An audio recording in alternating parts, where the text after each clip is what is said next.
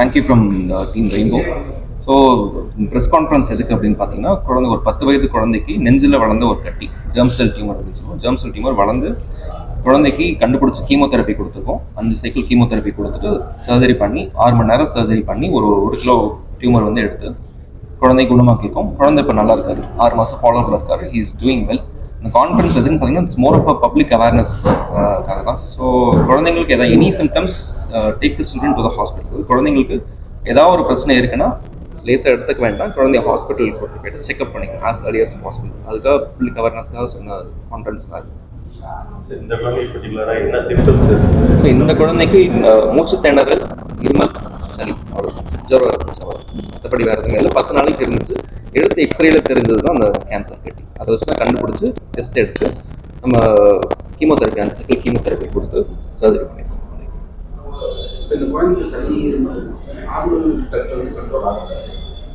சளி இருமல் கண்ட்ரோல் ஆகும் சார். இது சளி இருமல் இல்லாமல் கேன்சர் இருக்கு.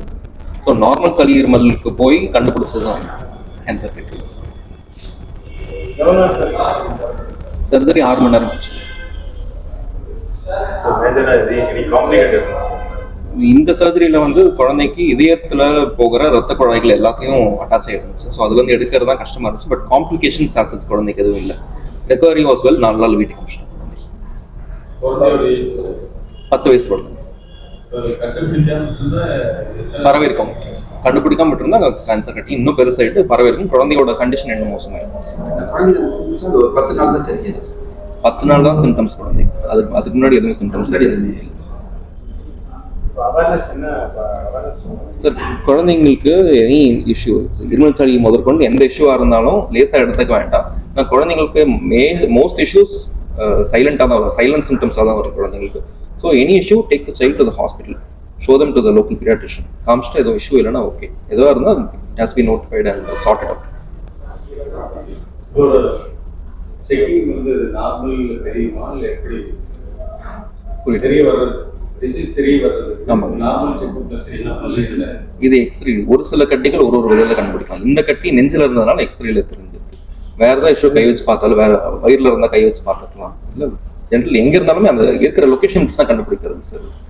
இந்த கட்டி நெஞ்சு பகுதியில் இருந்தாலும் எக்ஸ்ரேல தெரிஞ்சிருக்கு. இது நம்ம வழக்கமாக கூட்டிகிட்டு போகிறோம் இல்லைங்களா டாக்டர் கிட்ட. நெஞ்சில் ஏதாவது இது பண்ணும்போது ஸ்டெத்து வச்சு பார்க்குறாங்க. ஸோ ஒரு பக்கம் நுரையீரலில் கட்டியோ நீர் தேக்கமோ ஏதாவது இருந்ததுன்னா அவங்க ஸ்டெத்து வச்சு பார்க்கும்போது அவங்களுக்கு காத்தோட்டத்தை பொறுத்து அவங்களுக்கு ஒரு சில அறிகுறிகள் தெரியும். இந்த பக்கம் காத்தோட்டம் கம்மியாக இருக்குது, இந்த பக்கம் காத்தோட்டம் நல்லா இருக்குது அப்படின்னு. ஸோ அந்தமாதிரி காத்தோட்டம் கம்மியாக இருந்தாலும் அவங்களுக்கு வித்தியாசமாக வந்து நெஞ்சிலேருந்து சத்தங்கள் ஏதாவது கேட்குற மாதிரி இருந்தாலும் அவங்களுக்கு ஒரு டவுட் வரும். அதனால எக்ஸ்ரே பண்ணுவாங்க. ஃபர்தராக எக்ஸ்ரேல ஏதாவது தெரிஞ்சதுன்னா சிடி பண்ணுவாங்க. அந்த மாதிரி கண்டுபிடிக்கப்பட்ட கட்டி தான். ஸோ சளி இருமல் ஜுரம்னு ஆரம்பித்தா கூட அவங்க ஆஸ்பத்திரிக்கு கூட்டிகிட்டு போயிட்டு டாக்டர் எக்ஸாமின் பண்ணும்போது அவங்களுக்கு ஏதோ காத்தோட்டமோ ஏதோ சத்தங்களோ வித்தியாசமாக கேட்குறது அப்படின்றதுனால அவங்க எக்ஸ்ரே பண்ணி அதுக்கப்புறம் சிடி பண்ணி பார்த்துட்டாங்க. இந்த மாதிரி கட்டியில் பிரச்சனை என்னென்னா, நெஞ்சு பகுதியில் இருக்கும்போது அது ஸ்லோவாக வளரும்போது தெரியாது. இந்த பாப்பாவுக்கு 10 நாள் சிம்டம் கிடையாது. கட்டி மாதக்கணக்கில் உள்ளுக்குள்ளார இருந்திருக்கும். ஆனால் 10 நாளாக தெரிய வந்திருக்கு. ஃபீவர், காய்ச்சல், ஜுரம், சளின்னு வரும்போது அவங்க யார்கிட்டயோ கூட்டிகிட்டு போயிருக்காங்க. அவங்க பார்க்கும்போது இதை கண்டுபிடிச்சிருக்காங்க. கட்டி ரொம்ப நாளாக இருந்திருக்கலாம், உள்ளுக்குள்ளார ஸ்லோவாக வளர்ந்துட்டே இருக்கலாம். அது அழுத்தும் போது பிரச்சனைகள் அதிகமாக இருக்கலாம், மூச்சு திணறல் இருக்கலாம். ஸோ அதனால் இதுக்கு முன்னாடி ஒரு சளி ஜுரம் இருக்கும்போது நம்ம அதை எக்ஸாமின் பண்ணி பார்த்துருந்தோம்னா இன்னும் கொஞ்சம் அருதியாக நம்ம கண்டுபிடிச்சிருக்கலாம் அந்த காத்தோட்டங்கள் எப்படி போகுதுன்றதை பார்த்து. இந்த மாதிரி கட்டி ஒரு சைஸுக்கு மேலே போனதுக்கப்புறம் நமக்கு வந்து அதாவது அவர் முன்னாடி சொன்ன மாதிரி நிறைய பேர் தேவைப்படுறாங்க.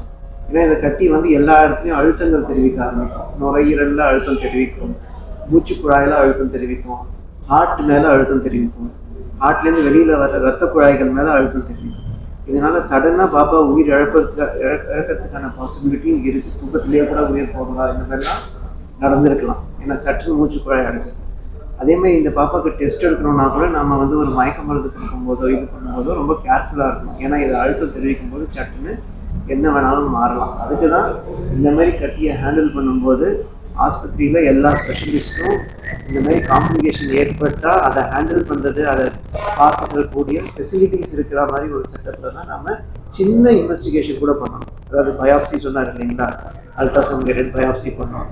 ஸோ அந்த மாதிரி ஒரு பயாப்சி பண்ணுறதுக்கு கூட உங்களுக்கு நம்ம பைபாஸ் வரைக்கும் யோசிச்சு வச்சுக்கணும். ஏன்னா என்ன வேணாலும் நடக்கலாம். மயக்க மருந்து கொடுக்கும்போது சடனாக அழுத்தம் ஆகி இருதயம் மேலே கம்ப்ரெஷன் வரலாம். ஸோ இந்த மாதிரி சுச்சுவேஷனில் நம்ம பேக்கப் பிளான், எப்படி ஒரு சர்ஜிக்கல் ஸ்ட்ரைக் பண்ணோன்னா plan B, plan C, plan D, multiple plan வச்சுருக்காங்க அப்படின்ற மாதிரி இதுவும் அந்த மாதிரி தான். ஸோ இந்த மாதிரி கட்டிகள் நம்ம இது பண்ணும்போது நமக்கு வெல் ப்ரிப்பேர்டாக இருக்கும். ஒரு பிளான் மட்டும் கிடையாது, ஏபிசின்னு 3 பிளான் வச்சுட்டு நம்ம பண்ண வேண்டியது. அதுதான் இந்த இதில் சேலஞ்சே. நமக்கு நல்ல டீம் இருந்தாங்க. we were able to give a good outcome.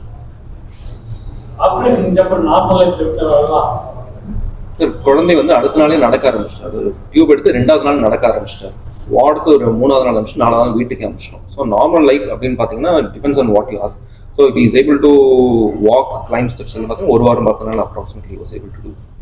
Regular sports activities ஒரு மாதம் ஆச்சு. Is able to do it.